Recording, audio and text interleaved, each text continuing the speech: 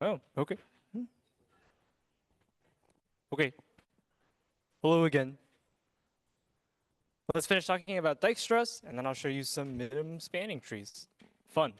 Okay, so here's the proof sketch from last time. I won't go through it in too much detail because you saw it at the end of last lecture. But the one thing I want to highlight, the thing that makes Dijkstra's work, is the fact that if you try to relax an edge that points at a vertex you've already visited, that relaxation will fail. Hopefully you're sick of hearing me say that at this point, but that is the property that makes Dijkstra's work. And here's the picture that I tried to draw to make it clear why this is the case. So here I have a visited edge, V1. It's white. I've already been there. And so if I have an edge like W, and I'm considering, do I want to use W and add it to the family, or do I not want to use W? Well, then I have to consider, what is the cost if I use W to go to V1? Well, it's the sum of two numbers. First, I need to get to P, which already costs more than C, because I said V1 is the closest vertex. So to get to P, it already costs me more than C. And then I add even more weight, even more W on top of that greater than C weight. Well, then the sum of this number in red plus this number in blue, that's definitely going to be greater than C. So this edge will not be used, because if I try to relax it, the sum of these two numbers, a number that's greater than C and I add more, definitely going to be greater than C, so no point using this edge. And the same holds for any other deeper edge in the graph, because I assumed that V1 is the closest vertex. That's why I marked it first, because I'm visiting in best first order. I'm doing all the closer ones first. So if this was the closest vertex and I already visited it, then any of these further vertices having an edge pointing at V1, their relaxations will fail. And I don't even have to do the math. I can just look and say, well, this edge is pointing at a marked vertex. That relaxation, not going to work.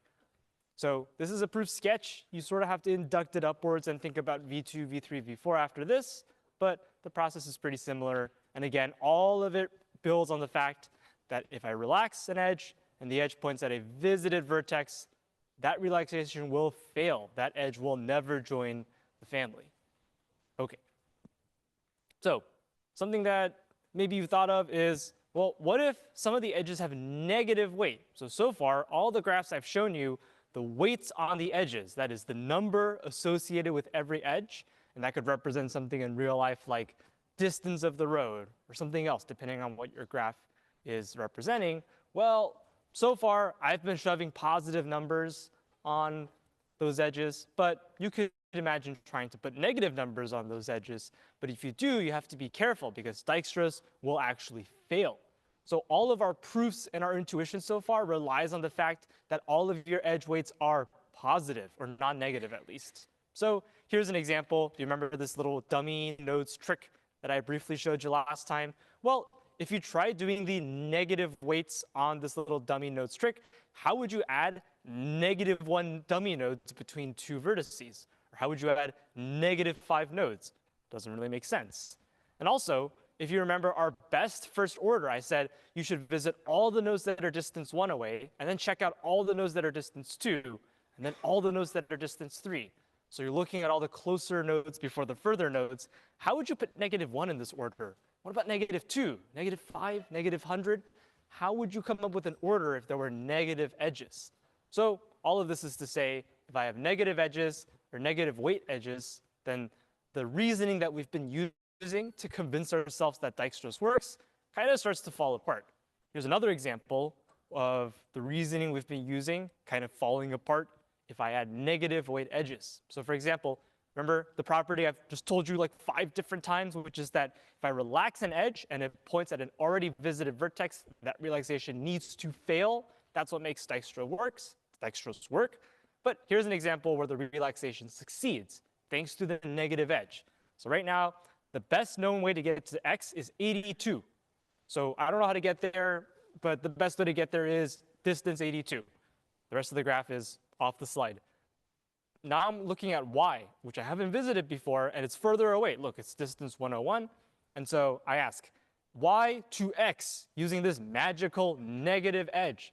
Is this a better way to get to x? Well, 101 minus 67 is 34. So the sum of these two numbers using this edge to get to x has weight 34. It's better than 82. So I actually end up kicking an old edge out of the family and adding this negative edge.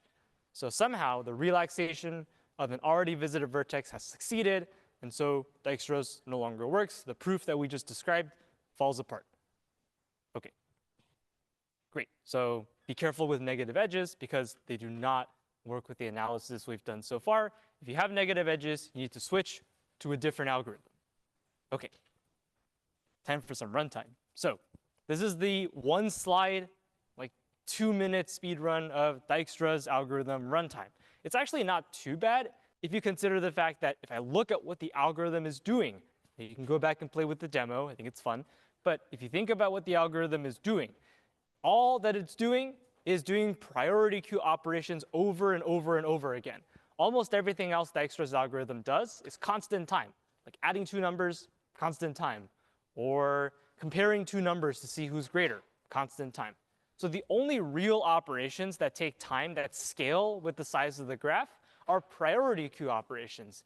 In particular, if you go back to the demo, should I go back to the demo? Sure, I'll do it just to show it to you. Okay, I'll find it. So in the demo, what has to happen? The first thing that has to happen is I have to take all of these nodes and put them on the fringe. Look at my fringe, it's got all the nodes. So I need to add all of these nodes to my priority queue. And then if you watch this demo, I have to slowly take all of the nodes out of the priority queue one by one. So if you just stare at the fringe down here, it had all the things, and I'm slowly removing nodes one by one as I visit them. So every time I visit a node, I remove it from the fringe. So I need to add all the things to the fringe, all the nodes that is. I have to remove all the nodes from the fringe. And every time I relax an edge, I am potentially changing the priority in the fringe. So for example, here, the best known distance to E is infinity. But then I look at this edge. This edge, if I use this edge to get to E, I am using weight, or I have cost 2 plus 3 equals 5. 5 is better than infinity. So I actually have to go into the priority queue and change the infinity priority to be a 5. See, the priority, it changed. So every time I relax an edge, I potentially have to change the priority in the fringe. So all of this is to say, all the things I'm doing in Dijkstra's that actually scale with the size of the graph are priority queue operations. At the beginning, I need to add everything to the priority queue, as in all of the vertices. There are V vertices. Every time I add a vertex to the priority queue, it costs log V time, because priority queues have logarithmic runtime. That's from the heaps lecture. So the add operations take total cost V log V. There are V adds. Each of them takes log V time. Then I have to remove everything from the priority queue one by one. In particular, there are V things in the priority queue, one per vertex. I need to remove all of them in the course of the algorithm. So that will take log V time. And so I have another factor of V log V. Finally, there was that change priority operation where if I relax an edge, I potentially have to go to the priority queue and update one of the numbers. And then that node has to float or sink, which could take sink or swim, I guess, which takes logarithmic time. So there are E edges in the total graph. And potentially every single relaxation could succeed. If that happens, then I have to change priority E times. Every change priority takes log V time. So I have another factor of E log V. And in the end, these three things, I'm going to sum them up. Why is that? Because I have to do the adds, and then I have to do the remove smallest, and then I have to do the change priorities. It's not that like every time I add, I have to remove everything from the graph. Then there might be some multiplication. But in this case, these three things are all separate operations that have to happen. That's where the addition comes in. I have to add everything. And also, separately from that, I have to remove everything. And also, separately from that, I potentially have to change the priority once for every edge that I encounter. So every edge could possibly trigger one change priority operation. There are E edges. Every change priority takes log V time, in the worst case. OK, great. So then I sum all this up. I get V log V plus V log V plus E log V. It's a big old sum. But if you assume that E is greater than V, and that kind of depends on your graph, sometimes people simplify this to E log V, which would be the largest term if E was greater than V. But if you don't like that, you can write the whole sum. That's OK too. Okay, there's the runtime. It's a lot of terms, but I actually don't find it that bad compared to some of the other runtimes. But I don't know, maybe it's confusing the first time. Okay, well, there it is. You can stare at it, check it out. Okay, I have one more Dijkstra's shortest path thing to show you, which is, remember our goal from way back in last lecture, which was I wanted to maybe build some sort of like directions application, like Google Maps. I want to figure out how to get from point A to point B in the shortest path possible. So question for you is, if I use Dijkstra's to try and find the shortest path from Denver, Colorado to New York City, will Dijkstra's algorithm give me the correct shortest path? So assume I have a big old graph representing all the roads in the country. Will Dijkstra's algorithm give me the shortest path from Denver to New York? And the second question is, will Dijkstra's do it efficiently? And it's kind of up to you to determine what that means by efficient. Am I doing any wasted work that I shouldn't be doing? So think about what Dijkstra's would do, and maybe it helps to think, what kind of solution does Dijkstra's build? Because remember, Dijkstra's builds a shortest paths tree. And also remember, Dijkstra's explores everything distance 1, and then everything distance 2, and then everything distance 3.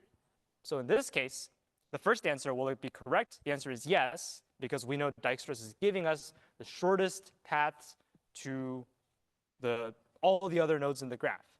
However, there's a problem, because if I try to explore using Dijkstra's, I will explore everything within 1 mile of Colorado, and then everything within 2 miles of Colorado or Denver, and then everything within 3 miles of Denver, everything within 4 miles of Denver, everything within 5. So eventually, I will actually get the shortest path, not just to New York, but to every other destination, 1,700 miles from Denver. So I'll get great shortest paths from Denver to like Los Angeles and San Francisco and Seattle and everything else. But it's like, wait, why do I care about all these? I just want to get to New York. So while this works, it wastes a lot of time exploring the shortest paths to everywhere, when all I cared about was a single target, New York. So that's the problem with Dijkstra's. While it works, it wastes a lot of effort giving you your shortest paths to all sorts of places you might never go. Like, I'll get the shortest path to North Dakota, but why would I ever go there? Sorry, North Dakotans. But I get it, but it's an extra solution that I don't care about. I just needed the path to New York. Okay. So the question is, how should I modify my algorithm if instead of getting the shortest path to every single other vertex, I just want the shortest path to a single target vertex, and I do not care how to get to North Dakota or anywhere else? So we're going to change our algorithm. And the rough idea here is that, well, I kind of want the algorithm to like go that way. So I'm like, oh, algorithm, Dijkstra's algorithm, please go this way, because New York is that way. And all the vertices on this side on the West Coast, like, don't go there, because that's far away from New York. So somehow, I need to tell the algorithm to go explore that way and don't explore that way. So how do I do that? Okay, look, the arrows. I'm like, please go this way. How do I tell the algorithm to go in a certain way? So this introduces the next algorithm we'll see called A star. And so this algorithm, it is just Dijkstra's. I just have to make a single, pretty small tweak. So all I have to do is, when I'm thinking about the priority of every single vertex, I'm thinking about which vertex to explore next and relax all of its outgoing edges, I'm going to start applying penalties. So instead of the priority just being the distance so far, which causes us to explore all of the close things and then all of the further things, I'm going to apply a penalty. And here's the penalty right here, and it basically, or here's the penalty right here, and it basically says nodes that are probably further away from the goal, like all of these nodes on the West Coast, I'm going to hit them with really big penalties to say, don't look at this node, I'm going to add a penalty. Now it has super high priority, or low priority, I guess, but don't look at it, because it's got a really big penalty attached. But all of these nodes that are closer to New York, I'm going to apply a lesser penalty and say, those are good, go that way. So that's how I'm going to bias Dijkstra's. I'm going to apply big penalties to nodes that are far away, and that I think are far away at least, and smaller penalties to nodes that I think are closer to my one single target. That's the key difference in A star. A star has one single target. I do not care about North Dakota or other states. Okay. So for example, here I am in Denver, and maybe there are 4 nodes that I need to put on the fringe. Maybe there's this Broomfield node, Henderson node, Inglewood node, and Aurora node. So those are, I guess, 4 cities that are near Denver. Well, in this case, I want to apply big penalties to Broomfield and Inglewood. I have nothing against these cities, but they're further away from New York because they're going in the wrong direction. Don't go that way. So these should have bigger penalties applied. And then Henderson and Aurora, those are the right directions. So we give them smaller penalties and we say, A star, go that way. Okay. So here is A star. The only difference is that these priorities will change. Everything else is the same. The distance to array will mostly be copied. Maybe with a small difference I'll show you later. The S2 array serves the exact same purpose. I'm still relaxing nodes like I always do. The only difference is that the priorities are going to change with penalties. And here are the penalties that someone has provided to me ahead of time. So they've told me, and how you get these numbers, someone else has to give them to you. It's not baked into the algorithm, but someone else has told me A has a penalty of 1. It's a good node, I like it. And C has a penalty of 15. It's a bad node, we don't like it. So someone has given me a list of penalties. I will use those when I'm thinking about the priorities in the fringe. So here I go. All the non-visited vertices are in the fringe, B, C, D, E, F, G. Also, I identified a target. So you didn't see this in Dijkstra's, but now there's a single target. I am intensely curious about how to get to G. I do not care about how to get to any other vertex. So here I go. I'm going to get relaxin. If you're comfortable with relaxing, this might be boring. I'm sorry. OK. So I'm going to look at this edge. Is 0 plus 2 better than the best known way to get to B? Yes. So I use this edge. 0 to 1, or 0 plus 1, better than infinity. So both of these edges get used. And the best known distance to C is 1, same as Dijkstra's. Best known distance to B is 2, same as Dijkstra's. Here is the difference. When I update C and B's priority in the fringe, in Dijkstra's, what would C's priority be? It'd be 1, because it's close. And what would B's priority be? It'd be 2, because it's a little further away. But this time, I'm adding penalties. So look, what's the priority of B? It's supposed to be 2 if I was using Dijkstra's. But my little heuristics table says, please apply a penalty of 3, because B is kind of close but not really close. So 2 plus 3 is 5. So it's supposed to be 2, but I hit it with a penalty. And look at C. This was supposed to have priority 1.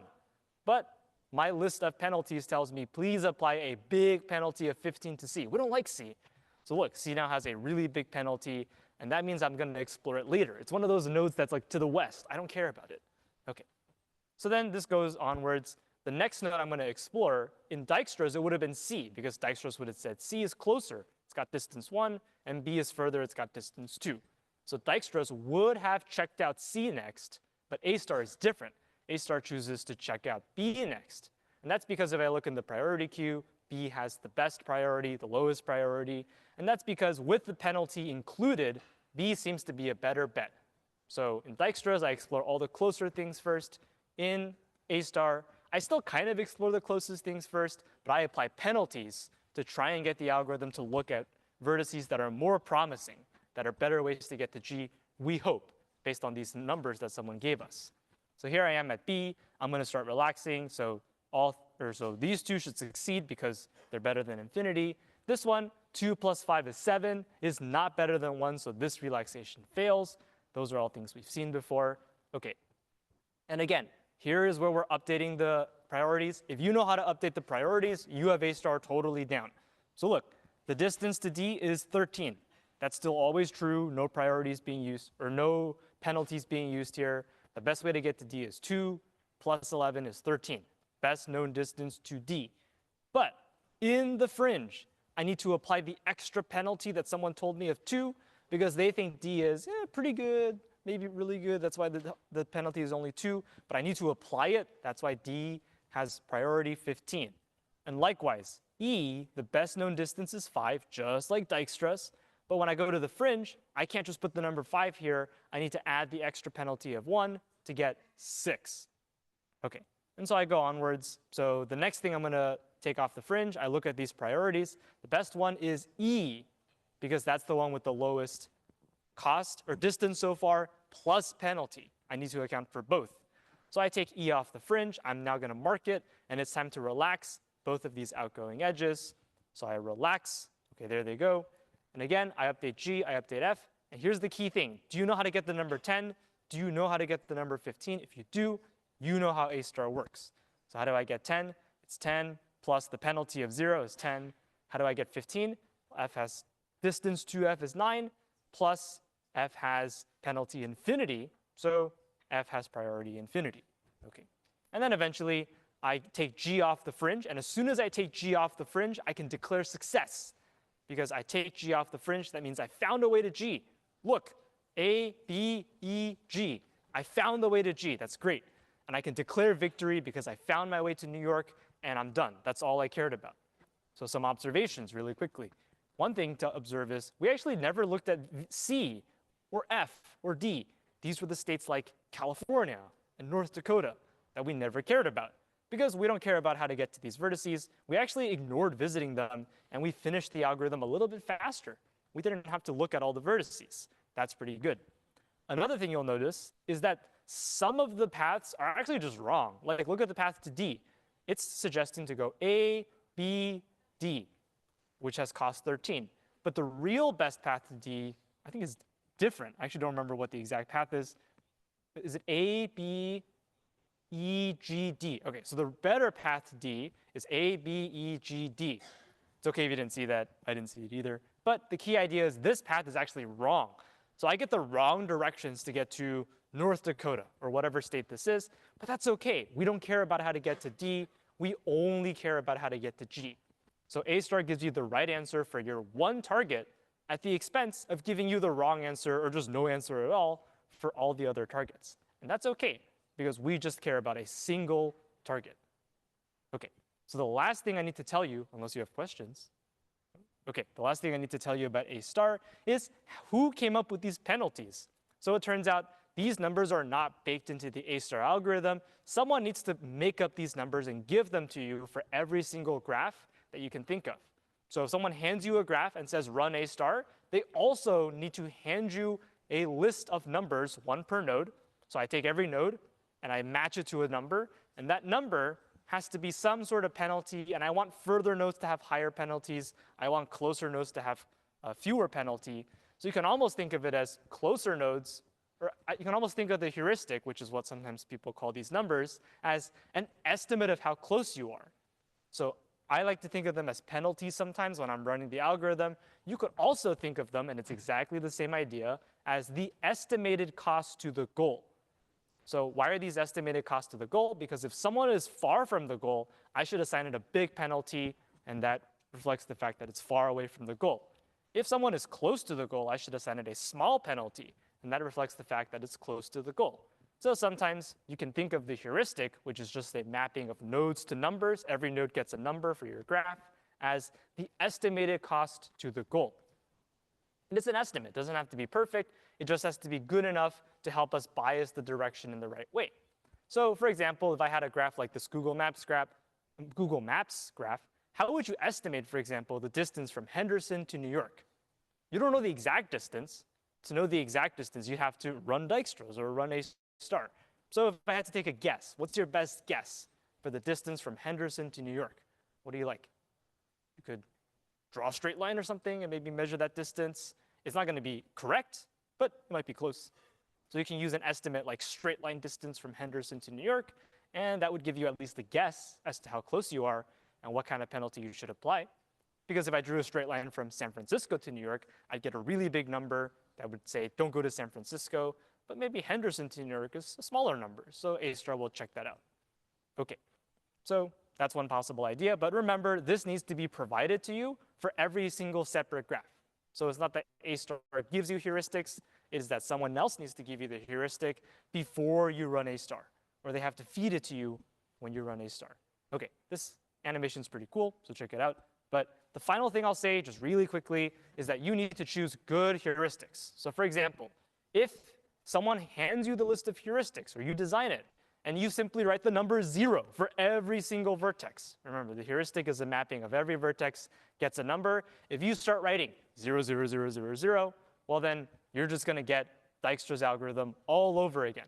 Because nobody has any penalty, you end up dequeuing the vertices in order of distance. So you end up visiting all the closer vertices, followed by all the further vertices.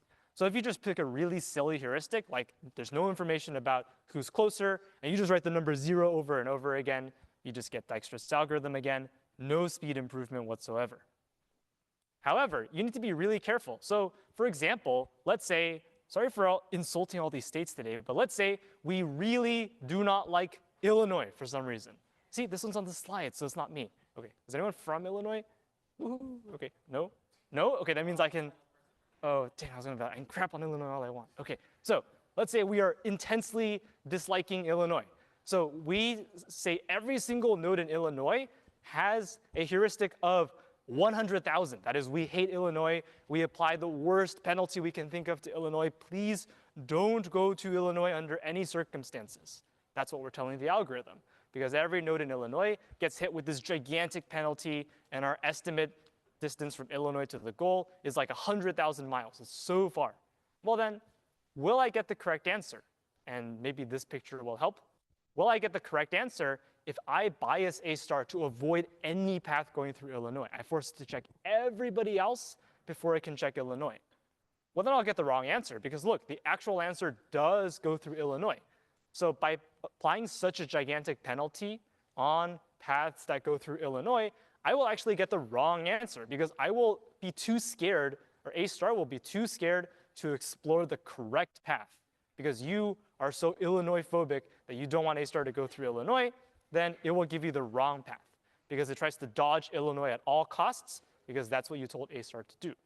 So you need to actually be a little bit careful and design a heuristic for every single every single graph that you come up with that gives pretty good estimates. You don't want to do something nuts like this where you just completely ignore Illinois. It gives you the wrong answer. In particular, there are two properties that we care about. I'm not going to talk about them in too much detail, but roughly speaking, what you need to do is be optimistic and underestimate the true cost. So in this case, I overestimated the true cost. The real cost from Illinois to New York is not 100,000 miles, it's less than. I overestimated the true cost. I was too scared of Illinois, so I got the wrong answer. By contrast, if you're generally optimistic and you give answers that are lower than the true cost, then generally some versions of A star will give you the right answer. To get all versions of A star to give you the right answer, you need something stronger called consistency, which I won't talk about in detail. But the important thing is you need to choose the heuristic yourself. If you choose bad ones, you will get the wrong answer. So I guess we loved you, Illinois, after all, because you actually were part of the right answer. Okay. See, redeemed. The last bullet point's wrong? Okay, I'll change it. So what do I want to do with it? I'm going to delete it? Okay. The not? Okay. I'll delete it. Don't worry about it. Okay, where's my strike through? Text. Okay. It's gone. Okay, so you do need to know a little bit about admissibility. Sorry. Okay. Anything else you want to know about A star before I keep going? I don't think you need to know about this, though. Okay. Question? So the heuristic guides A star to the hypothetically fastest route. So like, it just, to me, it feels as though the heuristic could get it wrong. Yeah, that's a great point, which is the heuristic is trying to guide me to the shortest path, but what if the heuristic gets it wrong? Remember, A star is considering this, when I think about the priorities, I'm considering total cost so far plus the heuristic. So you can almost think of A star as trying to balance two things. It's still checking out things that are close before things that are far. Like I'm not going to skip and just check out New York first of all, because I'm still thinking about things that are close to Denver. So I'm still going to roughly be looking at closer things before further things. I'm just giving the algorithm a little boost by being like, hint, please go that way. But A star is still checking out lots of different vertices, so that's where the correct answer comes from. It's not just checking a single path that you define.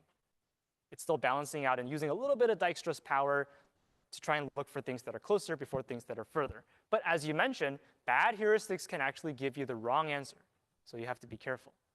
Okay, that's a great point. Anything else on Zoom I need to know about? No? Okay.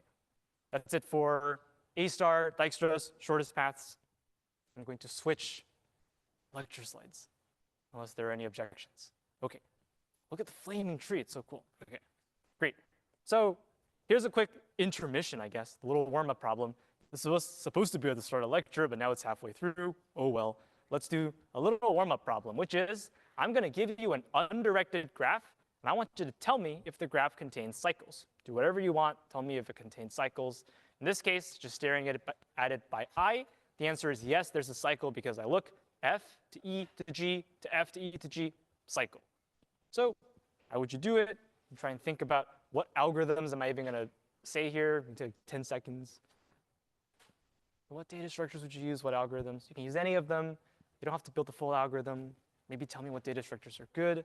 OK, here's a couple I like.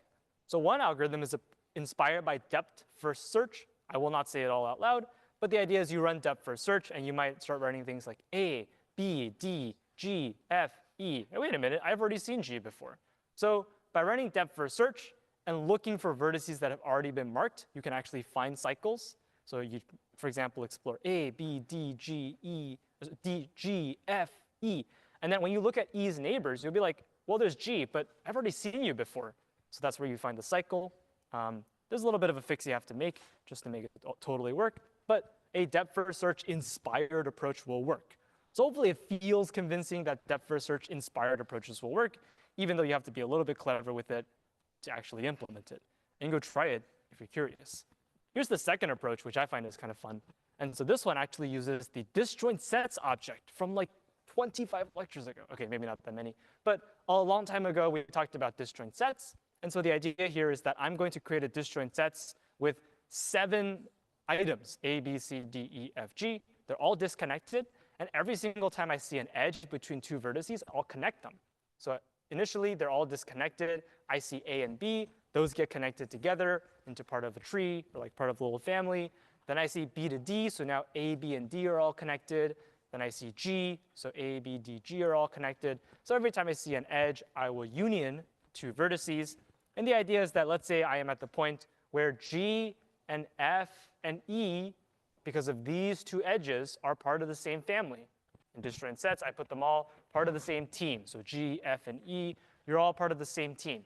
Then I find another edge between 2 people who are already in the same team. Well, that means there was already a way to get from G to E because they were part of the same disjoint set. Now I found another edge to get between E and G. That tells me there's 2 ways to get between E and G, so I found the cycle. So I'm just kind of sketching it out here. It's OK if you don't totally feel comfortable with it. But the rough idea is that this is possible by unioning vertices together for every edge. And when you see an edge between 2 vertices that are already part of the same team, there's your cycle, because you found 2 ways to get between the 2 vertices. OK, great. If you don't like the runtime, come back a little bit later. I will talk about it in more detail. OK, that was our warm-up. It's OK if it didn't totally make sense. Just wanted to convince you that there are ways to find if a graph has cycles. That'll be useful today. OK, so here we go. Let's talk about a new problem that is not shortest paths, but is still pretty fun. So we're going to do it. OK, so in this problem, I'm going to give you an undirected graph. So there's no more arrows. The graph is undirected for the rest of today and next time. And I would like you to come up with a set of edges. So it's kind of similar to the shortest paths problem in the sense that there are a ton of edges. I want you to put some of them in the family and bold them. And I want you to exclude some of them by not putting them in the family. So I want you to come up with a set of edges. Tell me which ones you like. Tell me which ones you don't. And your set of edges should be connected. That is, all the edges are kind of connected in one graph structure. It should be acyclic, so your edges should not form cycles. In other words, these 2 properties mean your edges should form a tree. And the second property is that your set of edges needs to touch every vertex. So if you look at this set of edges, every single vertex is touched by at least one of the edges that you chose. And if all of these properties are true, you get something called a spanning tree. So these first 2 properties just mean it's a tree. So all of my edges are connected. There's no cycles. That makes it a tree. And the second property is I would like every single vertex to be touched at least once by one of the edges. And that's what makes it spanning. So you might say, well, this seems pretty easy. Why don't I just include every single edge? Because if I include every single edge, I should touch every vertex. So here's the trick, the challenge, which is I don't want any spanning tree. I want the minimum spanning tree. That is, there are actually lots of answers that will touch every vertex, but I want the one where if you add up all the edge weights, 2 plus 2 plus 3 plus 8, if you add up all the weights of the edges that you chose, I want that sum to be as small as possible. So I want a spanning tree that has minimum weight. And so that means our problem is to look for not just any spanning tree, but the minimum spanning tree. So I want it to be a tree. I want it to be spanning. I want it to touch all the vertices. And I want this resulting tree to have minimum weight. I sum up all these numbers. I want the smallest sum possible. So are we all good on the problem we're about to attempt? Yes.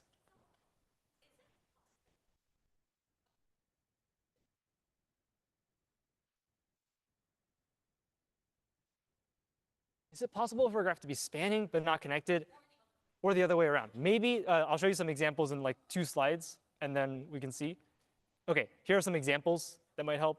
So here are 2 spanning trees, and if you have something to say, I'll check it out later. OK, so here are some spanning trees, and you can convince yourself that they're spanning because every single vertex is touched by a bold edge, and the tree is connected. So if I draw out the graph with only the bold edges, I actually form a tree. In this case, happens to be a line, but still a tree.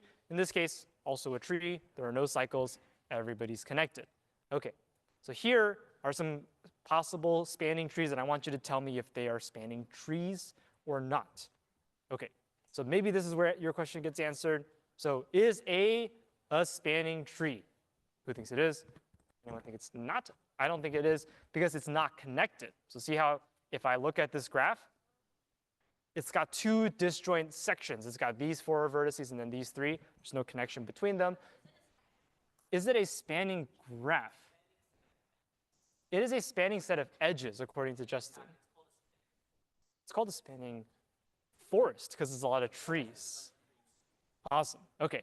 OK, but the thing you have to know basically is that this is not a spanning tree because the resulting structure is not a tree. It's got 2 separate sections. OK. What about B? Is it a spanning tree? Any takers? Anyone not like it?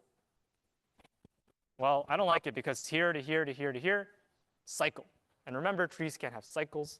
However, C is good. This is actually a spanning tree. It touches all the vertices. There are no cycles. And it's one big connected piece. So I like C. I don't like A and B if I'm looking for spanning trees. OK, here are some applications. You can check them out if you're curious, but I won't talk about them. OK. So how do you actually solve the spanning tree problem? Seems like a weird thing to solve. So to solve it, I'm going to introduce a property that I find pretty extraordinary, so maybe you will too. So this property is called the cut property, and it basically says, let's say I take all of my vertices and I assign them to 2 distinct teams. So you can either be part of the gray team or the white team. So in this case, I said these 5 vertices are part of the gray team, and these 3 are part of the white team. And I say, and I did this completely arbitrarily. There was no reason to choose these being gray, these being white. You could have chosen something else. However, if I separate the vertices into 2 teams, and then I consider all of the edges that have 1 foot connected to a gray vertex and 1 foot connected to a white vertex, so to speak. So an edge connects a gray vertex to a white vertex. It crosses the 2 teams. Of all of these edges, 1, 2, 3, 4, 5, 6 of them in this graph, there are 6 edges that cross the cut. That is, they connect a gray vertex to a white vertex. Of these 6 edges, the one with the minimum weight edge is guaranteed to be in the minimum spanning tree. Even though I don't know what the minimum spanning tree is, I can already tell you that this edge is a part of it, which is pretty cool. I chose these gray and white vertices completely at random, and still I was able to successfully find a crossing edge that is in the MSD guaranteed. Pretty cool. So that's the cut property.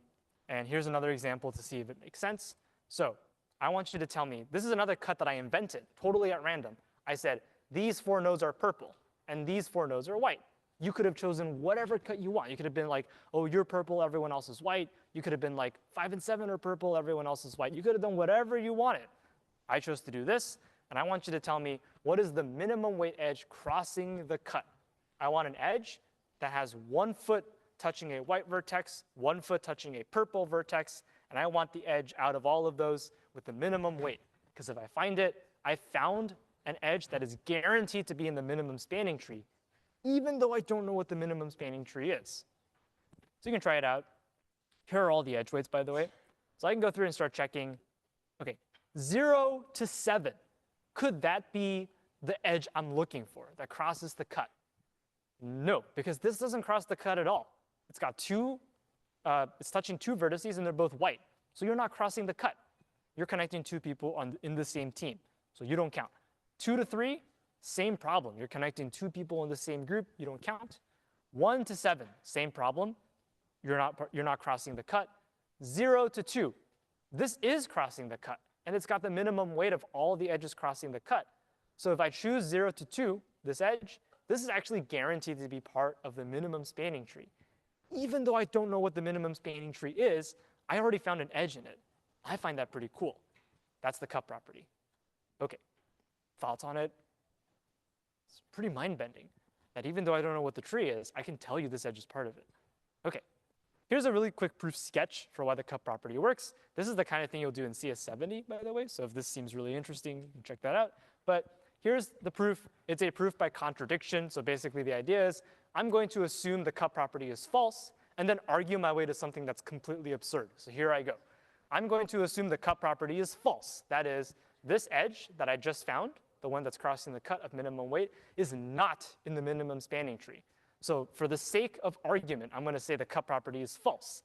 Then I'm going to reason my way to something that's going to seem really stupid, and that's going to tell me that my assumption at the beginning that the cut property is false was completely bogus. The cut property is indeed true. So let's say the cut property is false. That means E is not in the minimum spanning tree. OK, that means there's another minimum spanning tree out there somewhere, and it's got another edge that crosses the cut. Because these two cuts have to be connected somehow, so there must be some other edge crossing the cut that has more weight that connects these two halves of the graph. I'll label that F just so I give it a name. So this is the edge that crosses the cut that's in my minimum spanning tree. However, if I delete F and I add E back, don't I get a better tree? Because I said E is the smallest weight crossing the cut. And I also said F is part of the minimum spanning tree. But if I take F out of the minimum spanning tree and I replace it with E, I get a better minimum spanning tree. So how could F possibly be in the minimum spanning tree if I found a better tree by using E instead? This sounds really absurd because it is. It's a contradiction. And that tells me that my assumption at the beginning was wrong all along. The cut property is indeed true. Because if I assume it's false, I get some total gibberish like, this is the MST, but here's a better one. What? How could there be a better one? So that's the proof sketch. It's kind of cute. Question?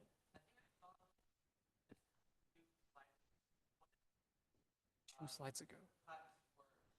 Yeah, that's a great question. I was going to call that out in a couple slides, but I'll call it out now, I guess. If two edges are tied, you can choose either of them to be part of the minimum spanning tree, and it will work.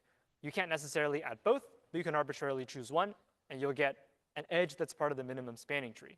In general, if your edges are not unique, there could be multiple answers, like multiple minimum spanning trees, but something we'll probably dive into more a bit later.